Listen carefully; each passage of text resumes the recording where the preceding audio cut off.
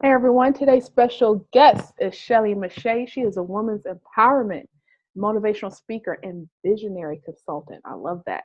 She's also the founder and coordinator of the PowHERful Woman, a nonprofit organization designed to empower, inspire, and educate women. Shelley, welcome to the show. How are you doing today? Oh, I'm doing well. Thank you so much, Michelle. I'm excited to be here today. So, why don't you just go ahead and tell all of us, the listeners, a little bit about yourself, your background, and how you got started? Oh, my goodness. I tell you, I'm a women's life speaker and empowerment speaker. And one of the things that I'm most passionate about is women knowing who they are and who they've been created to be. My background is number one, I am a woman. Enough. And just like a million of us women, we wear 50 million hats, do we not? Yeah. But what ends up happening, Michelle, and I am pretty sure that you can attest to this, we wear so many different hats that we forget about the self hat. Mm. We forget about the me hat. We forget about the person who we were created to be. And then you look up and you're 30, you're 40, you're 50, and you go, what happened? What happened to my life? What happened to my goals and my dreams? What happened to the things that I was created to be and created to do? And then you find yourself at a crossroads not knowing who you are because you have developed your entire life around your spouse if you have one, around your children if you have children, around what your employer says that you are or who they say that you are, and you have forgotten about who you are, or just the simple things that you used to like walking on the beach. All of those things get thrown out the way.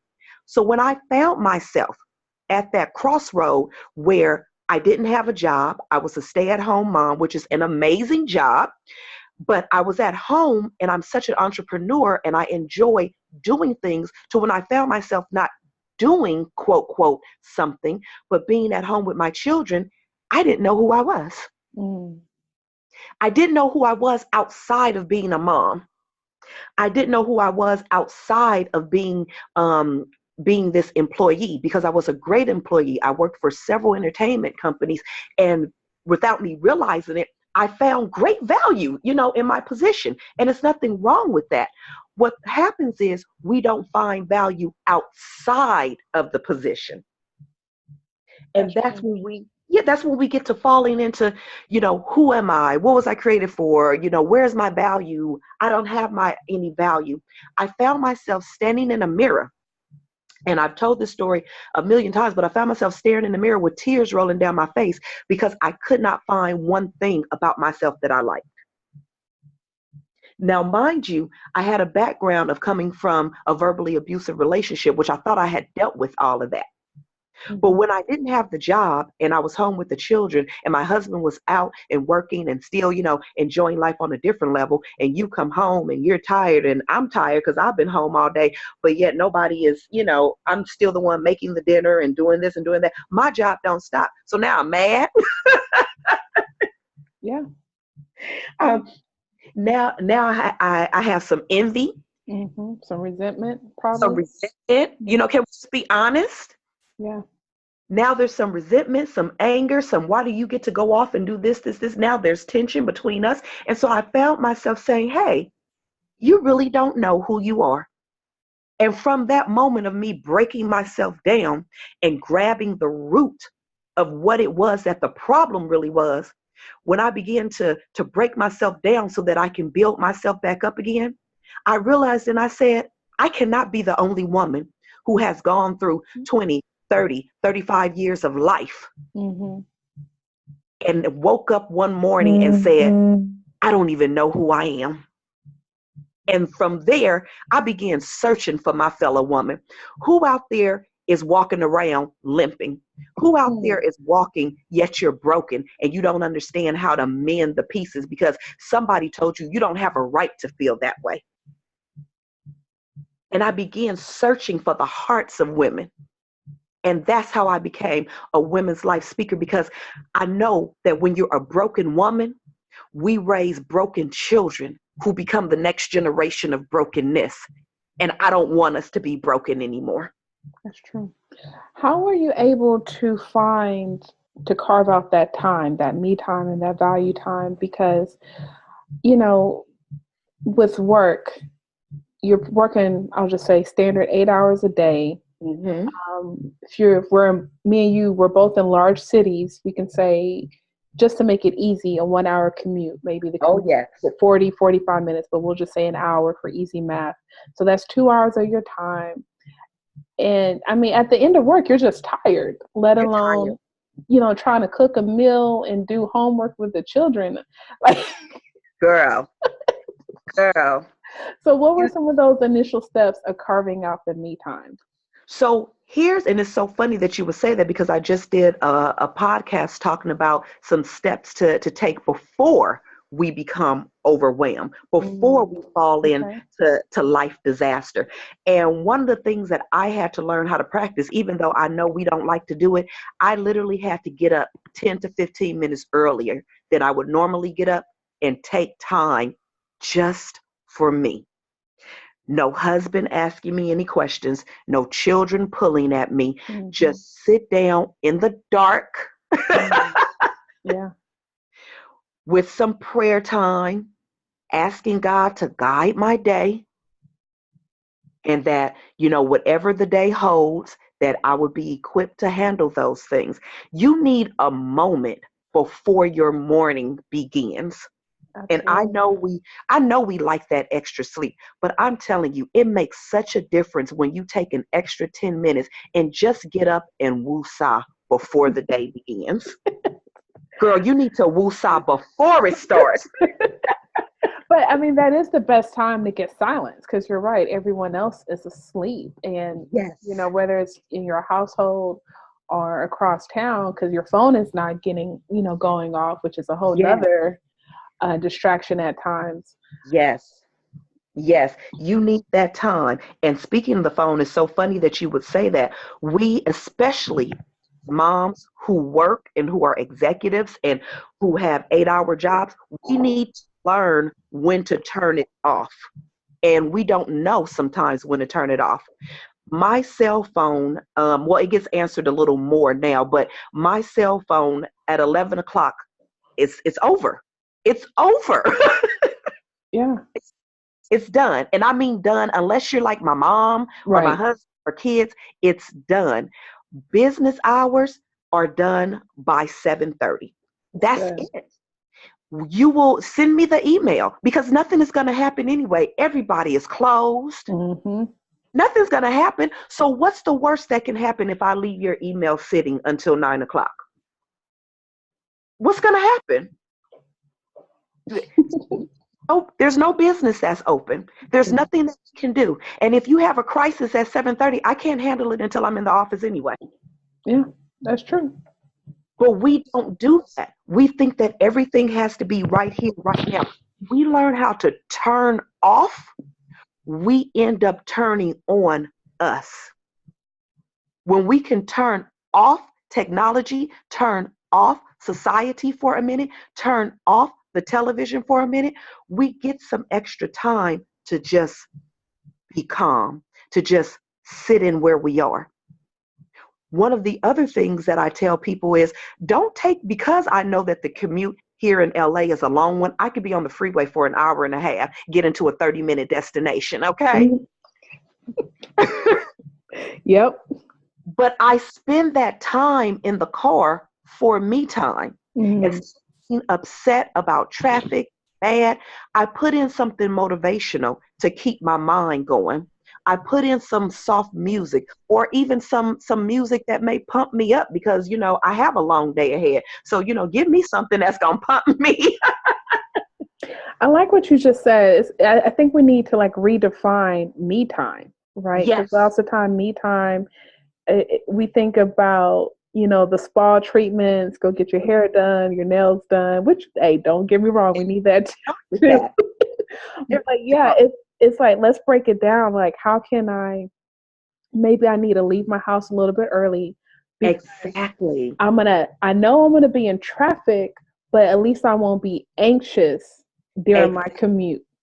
Exactly. We, like you said, we take me time and we make it into something big and extravagant. And what I want women to understand is there are tools that you can do daily so that you can avoid life burnout. There are tools that you can do daily to help you to avoid coming in the house and spitting fire at your kids. You know, because once you come home, that's a whole new job for us as women. And let's just say you don't have children and you don't have a husband. A lot of times when we get home, even being single, we still don't stop and say, let me calm down from the day. We immediately jump into television, immediately jump on the computer, Mhm. jump onto Facebook. You haven't detached yourself to find out how your own day was before you jump into something else. Good point. You need that time. When you come home, even as a single woman, you need to come home and allow yourself to come down. Stop just jumping on TV or jumping on Facebook. Facebook ain't left in years, and I'm assuming it's not. So you have time. Yeah, God, and time is so precious, right? And you're just revealing so much to me because it's one of those things where we have so many people vying for our time, whether it's phone calls, emails, social Hmm. media notifications, and just work. And then when we do have that free time, it's like we're trying to jump into TV or other, Yes. social media and other distractions where maybe you just need to lay in bed for 15 minutes or Yes. whatever. Just kind of relax, detox, breathe, meditate. Just detox.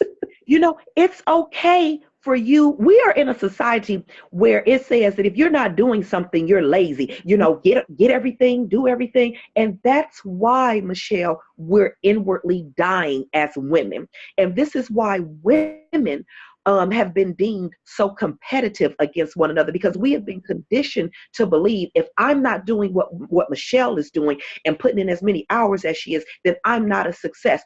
Your success for this time in your life could be raising your children to be productive young men and women in society. All of our purposes, we have different areas in our lives.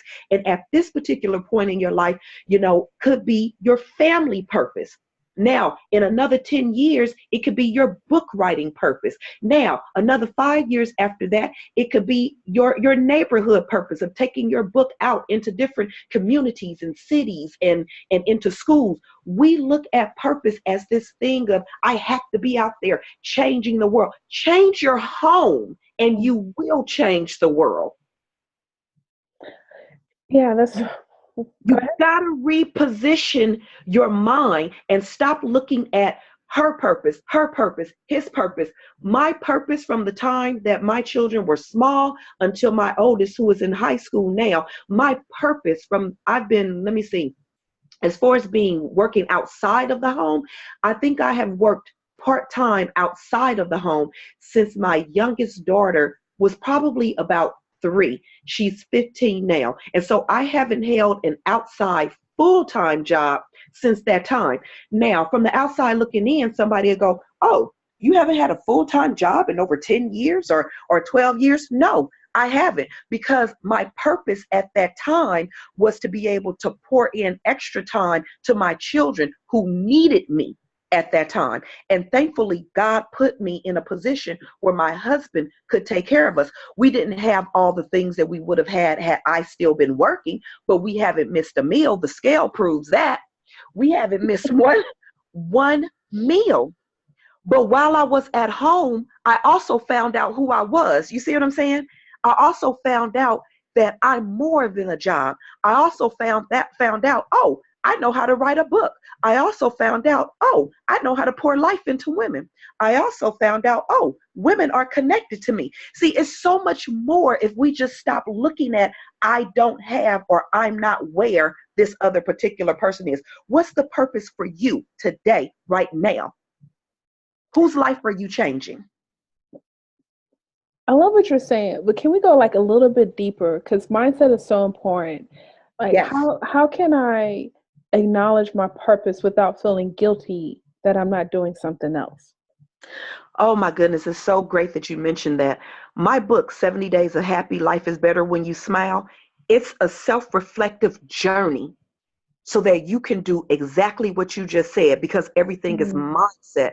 And so we have to start in the mind. And the first place you have to start is being able to tell yourself, number one, I'm okay where I am. Until you believe that you're fine just right where you are, you're never even going to believe that you can even go any deeper.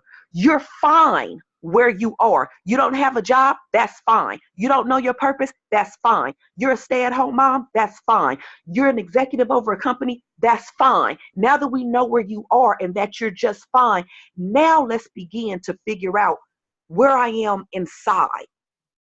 Am I happy? We got to start from the beginning.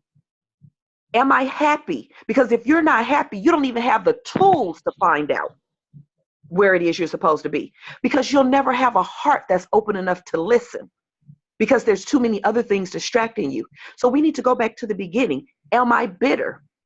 Am I a resentful person? Do I hold grudges? Let's find out about me first, because then I need to start retraining my mind to say, I am joyful when I see my fellow man win. I am not a person of bitterness and anger. I speak life into myself. I look in the morning and I see a beautiful smile, and my smile is what's going to change somebody's life today, because I am created to change lives. See, when you begin talking to yourself and letting yourself know, I was created to change somebody's life. I don't know whose life I'm going to change today, but I'm going to walk like I can. So every time I go out of this house, I'm going to smile at somebody, because I don't know who tried to commit suicide before they came into this job. Yeah. You're talking my language, because like, I know there's so many people that go a day or days without getting a hug from someone, Yes. you know, and when I do my videos, I always like to say, I believe in you, because this life is hard. This journey is hard. And I just feel like if I'm able to say that and they catch my video, maybe that just allow them to keep going one more day or just a little bit longer. Yes. But you know why? Because you were created to change somebody's life. I don't have to know whose life I changed. That's not my business. What I need to do is walk every day and say, today I am created to change somebody's life, because then that gives me power. And when you walk in power, Michelle, you're not worried about petty stuff. I'm not worried about somebody talking about my left eye is bigger than my right eye and, I look like a goon. Girl, please. I'm over here changing lives. I have been positioned in power, and somebody needs my smile today. Somebody needs my compliment today. Somebody needs to know that they have been designed in greatness. I don't have time to worry about pettiness. I may not say one word to you, but when I pass by a woman, I may just say, I may say to her, hey, I love your earrings. That may have been just the thing that made her straighten up her back. I love to hug women, because like you said, I don't know who didn't get a hug. So before I leave women, I hug them. I embrace them. I let them know you are powerful and I see you, because 80% of women are walking around not being seen. So I want them to know I see you. I don't care what happened today. I don't care what happened yesterday. I don't care if you think that you're a total mess. I see you. And remember, it's okay wherever you are. So if you're a total mess today, acknowledge it, recognize it. I'm a total mess. All right, now let's see, where do we go in this next 45 seconds? Sometimes we put things too far ahead. Okay, I'm going to do this in the next 6 weeks, 6 months, and that's great to do that. But sometimes, Michelle, we just need to make it to the next 45 seconds. That's true. That is very true. I'm curious to hear what you have to say about this. Because lately I've been feeling that the word depression is being used too casually. But how can, and not to negate those that suffer from depression or any other mental illness, but how can we define moments of happiness, like a birthday party or birthday celebration, versus like the sustainability of being happy, the state of being happy? I think when we do that, I think here's number one. Number one, I think that everybody at some point in time in life, let me just say, or most of us, we fall into depressive moments.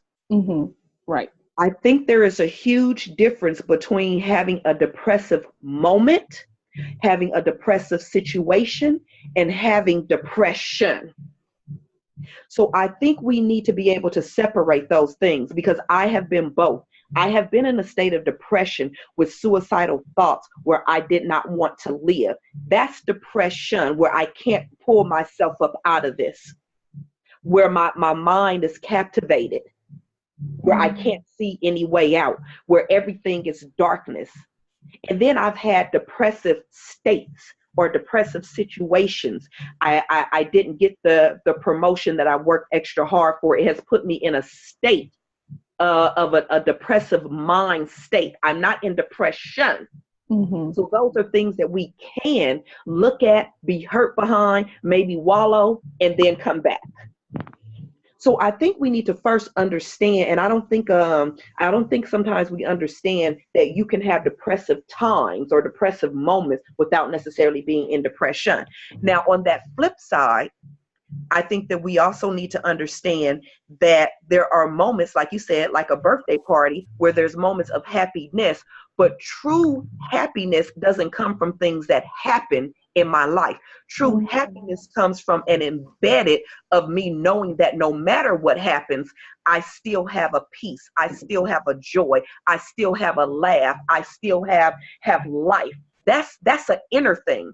Those are things which are why you have to change how you speak, why you have to change who your circle is, why you have to change those who speak into you. Because that's you being able to have joy embedded within you, which flourishes the happiness, which means that it doesn't matter what happens around me, it's embedded in me. See, you can tell me 100 million times that my name is not Shelley. But because I know that I know that I know, and it's embedded within me, yeah, you can't take it from me. Right. Now you could call me Nancy all day long, and I might laugh, and I might just answer for fun. But at the end of the day, I know that my name is Shelley, and there's nothing that you can do to tear that away. When there's true joy and happiness, me having my job taken away doesn't remove the value of who I am. It makes me sad. It could make me worry for a minute. It makes me have to readjust, but it doesn't take who I am. And because it didn't take who I am, I can still find moments around me where I can still be joyful and walk in that joy, even though I'm in a situation that isn't the most joyous, if that makes sense. Yeah, no, that's perfect. And I think it's so important, especially with the way the economy and just the job market really is. It's so important to know that, because, it's funny because I interviewed Cosette on Friday, and I said, I know for me, and I'm still working through this, like my ego has been attached to my income. But regardless of my income or my job status or whatever, like I am a valuable person beyond the money that I bring in. Yes. And this is where we have to get to, where our value and who we are is not wrapped around what we're bringing in. And that's why purpose is so important. Because if you lose the finances today, what were you created for? Right. And you're still a woman who knows how to go out and interview other women. You're a woman who knows how to go out and seek talent. You're a woman who knows how to go out and create relationship. These are things that are still in you, whether the income is there or not.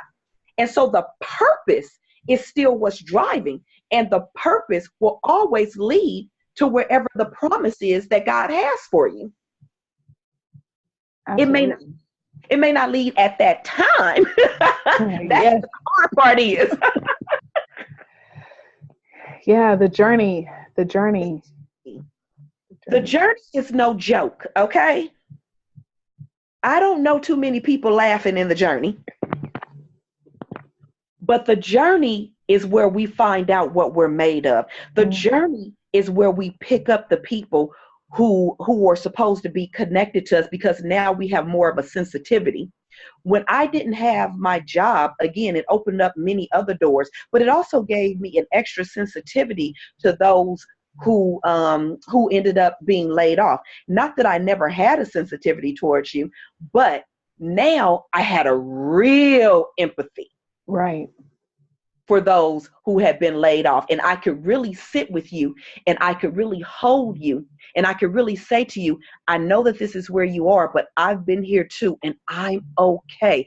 And you'll be okay too. Let's walk through this together. Let's find some different avenues. Let's find out the things that you really enjoy, so that while you're waiting on that job, you don't have to wait on purpose to be boiling within you.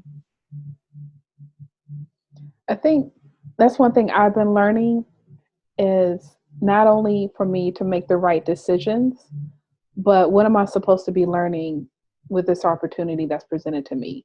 Mm-hmm. Whether it's an opportunity for 1 hour or for 2 years. Like, Mm-hmm. what am I supposed to learn out of this? Yes. And sometimes, Michelle, what we don't realize is what you're going to learn from it. It's not today. It's not tomorrow. It won't be for 10 years. So a lot of times we're trying to figure out, okay, God, what am I supposed to learn from this? What am I supposed to learn from this? And he's like, nothing today. Chill. Much. Chill out. You got all these questions. I'm just trying to get you over here. And that's hard to deal with. It's very hard for us to deal with. Very. And then what'll happen is 10 years later, when you're presented with something else, God will give you a snippet, of something that happened before. And you'll go, oh my goodness, I remember that I learned this at this particular time, or someone said something to me. So now I can make another decision that's going to benefit. Yeah. And it clicks. And it clicks. Are you supposed to share your experience with someone else that is going through something similar? But what we do is we want to tell God when it's supposed to click, what time it's supposed to click, how often it clicks. And he like, come on. I got this. And then we like, okay, I know you got it, but let me show you where you let it slip. Oh. Because we think we got it if we want to be honest. If we don't want to be honest, okay. But I like to be honest and be like, okay, Lord, this is what you said, but my eyes are not seeing. So let me help you out just a little bit. I know you got it, but can you tell me when it's going to be delivered? Right. Because something is not clicking. Yeah. Yeah. And then after I finish doing everything myself, Michelle, then I got to go back to God and be like, Jesus, see what had happened was, and then God like, so now you just messed up everything. Like, can I get a do-over? Right. He like, and now you want me to come in and correct all your mess. And I'm like, well, if you're not too busy, I mean. Oh my God, so true. Because we don't know how to and it's hard. We don't know how to sit and trust and wait. And when you're waiting, it doesn't mean you're not doing. I think we get that mixed up. Okay, God, I'm waiting on you. Okay, God, I'm waiting on you. Okay, I'm waiting for this to change. And what I believe that he's trying to show us is, even in the waiting, there's still work. Everything that you're going through, you can jot these things down. You could take it to a workshop. You can go to schools and begin educating teachers and students. There's something even in the wait. If we just stop looking at the fact that we're waiting. We just don't know where the doors are. But if you never move, you certainly won't ever open them. That's true. But we have to trust God that when he closes the door, because again, I'm going to tell you my honest moment, because when God closed the door, I'll be over there trying to find a knife sometimes to put into that little lock under there. Like, this was an accident, Jesus. I know you didn't mean to close this one. So I'm just going to try to pick it just a little. Oh, man. Like, you're speaking so much to me right now. I'm gonna try to pick it, Michelle, and then I'll be trying to peek through, see if I can get a little glimpse. But when we find peace, though, we really do. And I'll speak for myself. I found peace in being able to love women, because I know that that's what I was created to do, and I don't have to be on the highest platform to do it. I have 2 daughters that I love and pour into. That's still purpose. It may not be purpose on a grand level, but as I'm pouring into them, I'm mending brokenness so that they won't have to be broken moms raising broken children. Absolutely. And that's purpose. That's purpose. Yeah. Quality. It's about quality and not necessarily the quantity. Exactly. Exactly. And then you have to figure out for yourself, am I in this because I want to be recognized? Because a lot of us are really selfish. And it's not that I want to be a speaker so I can help people. I want to be a speaker because I want people to see me. Is that really purpose? Or is it just you desiring profit? And there's nothing wrong with profit. We all need to eat. But when it's about the profit, then the purpose suffers. So when it's about profit, I don't want to speak life into 10 women. It's not worth my time. No, I want to speak to the masses. I want to speak to at least 500. So is it really about the purpose or the profit that you're wanting? Because those 10 could bust you out into 15 different places. Yeah. Because I feel connected now. And I see where you cared for my heart. So I don't care what purpose that you have in life. Are you caring for the people that you claim you've been purposed for? Yeah, I did a video a while ago and I talked about how, so like pretty much what you said, like so many people, it's like, I want to talk in front of 40,000 people, but I'm like, you're not even being responsible with the 4 people Come on. looking to that want to hear from you. Like, Come on. you have to be responsible with the 4 people in front of you before you can get to 14, before you can Yes. get to 40. Yes. Yes. Literally going through the process. If I had a handkerchief, I'd just throw it at you. You know how they do in the church? Oh, they just throw the handkerchief. Yes. Because that's it right there. But can I take it a little deeper? Yeah, of course. So trying to be responsible for the 4, can you be responsible for the one that you're looking at in the mirror? Hold on now. Oh, okay. Okay.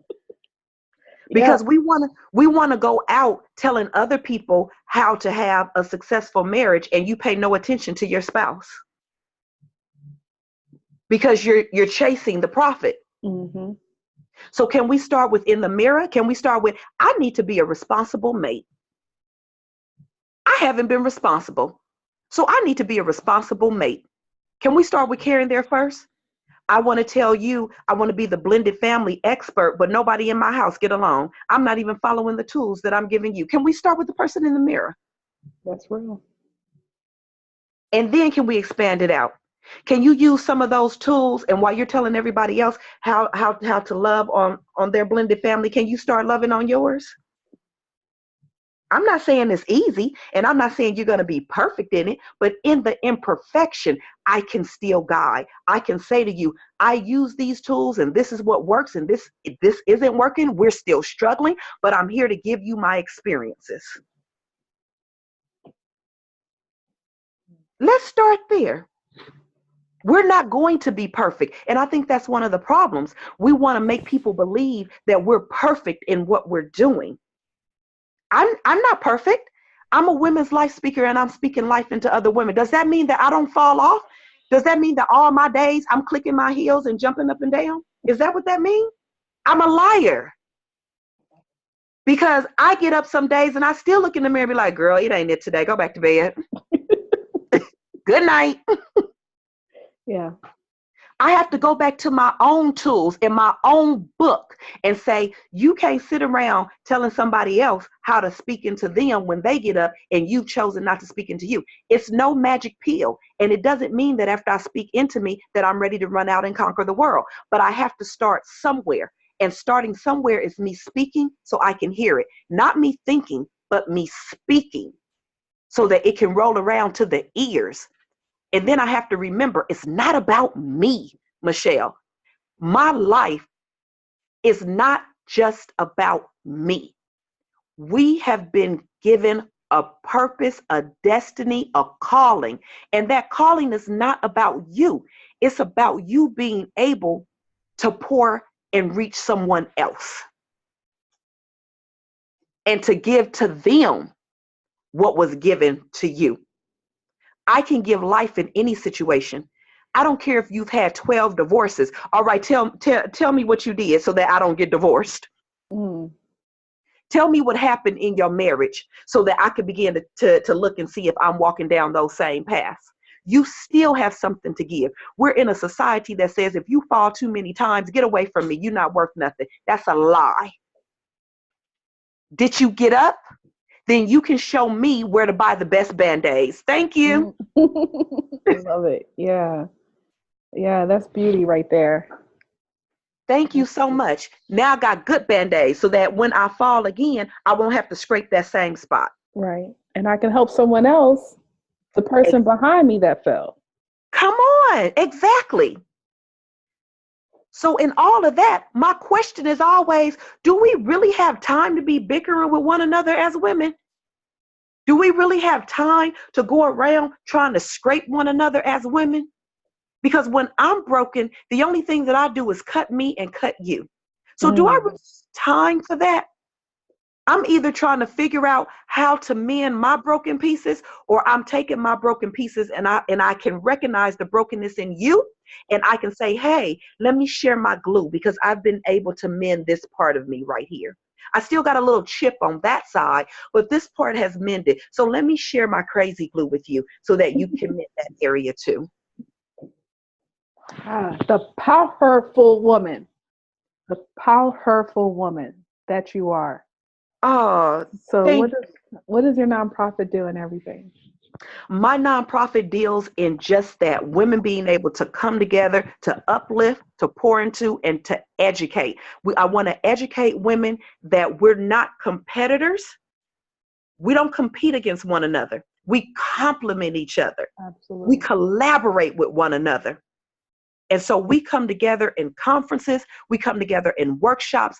I haven't had a workshop in a minute, but we're going to be doing one probably this summer. And I'm hoping to have an insurance representative come in to teach women about life insurance, health insurance, all the different types of insurance, because there's power in more than us just talking to ourselves. There's power in you making right financial decisions. There's power in you understanding how to purchase a home. There's power in you figuring out entrepreneurship and understanding taxes. There's power in all of these things. We look at power as rah, rah, everybody run around, yay, yay, I am woman, hear me roar. You're not roaring if you haven't learned anything. That's just a meow.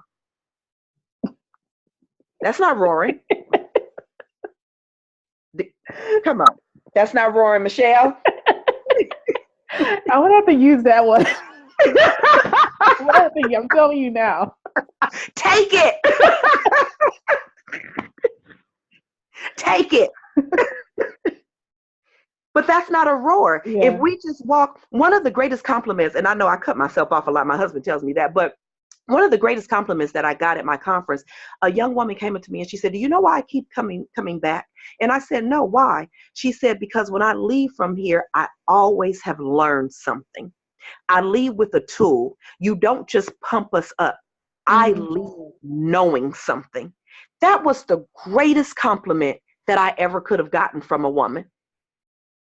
Because I don't want the rah-rah, Michelle. That's great. We do need to learn how to speak into ourselves. We do need to learn that we have inner power. We do need to learn how to walk in who we've been called to be. Okay, so now that you know all that, what you're gonna do with it? Can you properly manage your checkbook? Do you know how to start a savings? Yeah. You're a mother of 3, and you only make $11 an hour. Do you know how to flip that? Right. That's what I'm trying to get to. That's what I want to get to. Do you understand when you have fallen into a depressive state? Do you understand when you need help? Do you know how to ask for help? See, let's go beyond the fist pumping to the woman. Let's get to the root and let's snatch out the weeds. Mm. That's who I am. Who are you really? Who are you after you take the makeup off? Now let's get to who you really are. Who are you after you go home and nobody sees you? Because we can be anything we want to be on the outside of the house. But what happens when you get home and you have to sit with yourself? Then tell me who you are. And that's who I'm trying to reach. That woman. And that is what the PowHERful Woman organization is all about. Us becoming the women that we were created to be and educating ourselves. How do we raise our children? How do we help our children with bullying? What do we do? What do you do when your child comes home and you have no idea how to work with the school system? That's where the PowHERful Woman comes in, to connect you with other people who understand, oh, these are different avenues. This is what you need to do when you go to the school. This is how to protect yourself. It's more to it than our fist pumping. It's more to being a woman than just getting up and putting on a bra. Absolutely. When do you usually have your conference? We usually have our conferences in March every year. And so this year we weren't able to have our conference. So we will actually pick it up again next year so that we'll be able to fall right back into it again. And normally we do some workshops. So we're looking to have our workshop this summer in August. Okay, awesome. Yes. You have 2 books, correct? Yes, I have a collaborative book, and then I have my 70 Days of Happy, and then I'm working on a 3rd book. I'm excited. Will that be coming out in 2018? Yes, it's actually, I have my fingers crossed. I need to be working a little bit harder than what I'm working, Michelle. So that's what I'm saying. I'm not the perfect one. I'm sitting over here in procrastination while I'm telling everybody else, you better quit procrastinating. I understand. And it's supposed to come out next month in May, and I still have some things to do. So I have to put some fire under me so that I'll be able to meet my deadline. I understand. Yes.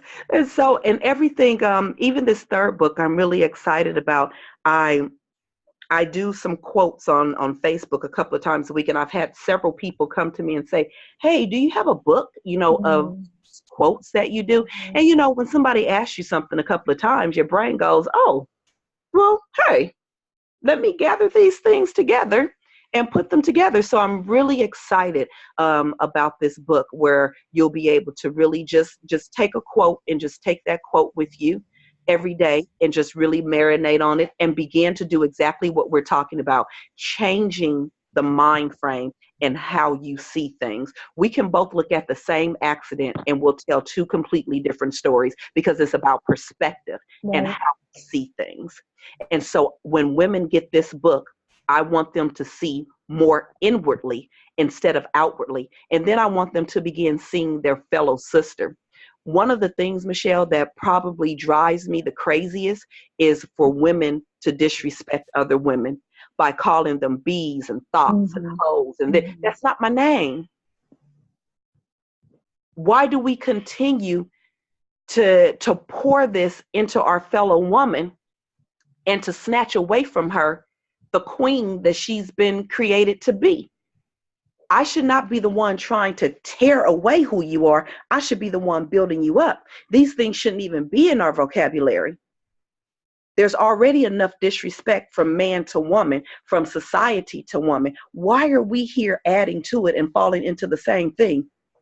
Let's learn how to speak to our fellow woman when we disagree, when we have a problem, when something is going on.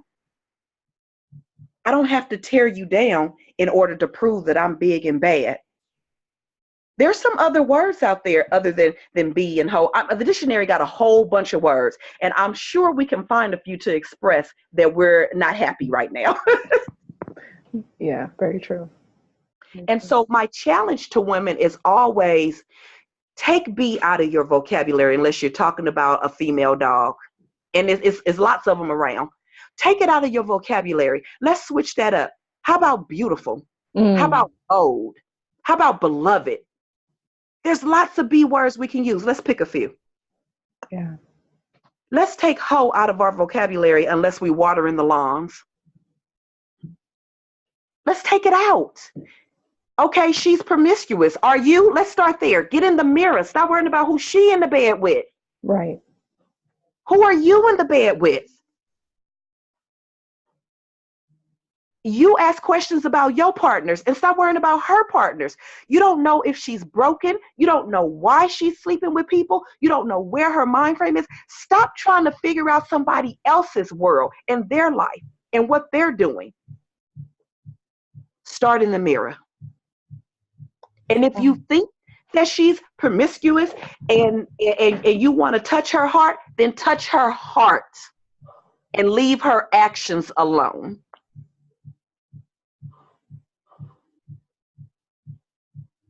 Let's come away from you trying to put people in categories.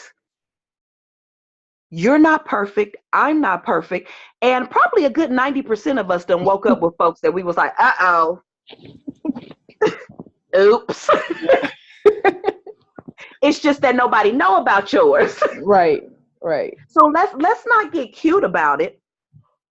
A good 60% done woke up and forgot your name. Let's not be cute because someone else's can be seen and yours cannot. Let's learn how to go a little deeper and look beyond just what's in front of us to find our fellow woman's heart and to touch that. That's all I'm saying. Yeah, I love it. I love it. So many nuggets. So many nuggets. Oh my God, Shelley, how can people get in touch with you? Because they need more of this. Oh my goodness. You can reach me on my website, which is www.shelleymeche'tte.com. And I'll spell that out because I know people probably won't be able to find me. It is Shelley, Shelley, Meche'tte, MECHETTE.com. And you can also find me on social media, Facebook, as well as Instagram under Shelley Meche'tte or the PowHERful Woman. Yes, and we keep saying it, but it's PowHErful. Yes, ma'am. Yes, ma'am. And so I'm gonna get my Instagram game a little bit better so that I was doing well leaving my quotes and things on the PowHERful Woman. And I'm so bad at social media. Y'all pray for me. So yeah. I'm trying to get it back together.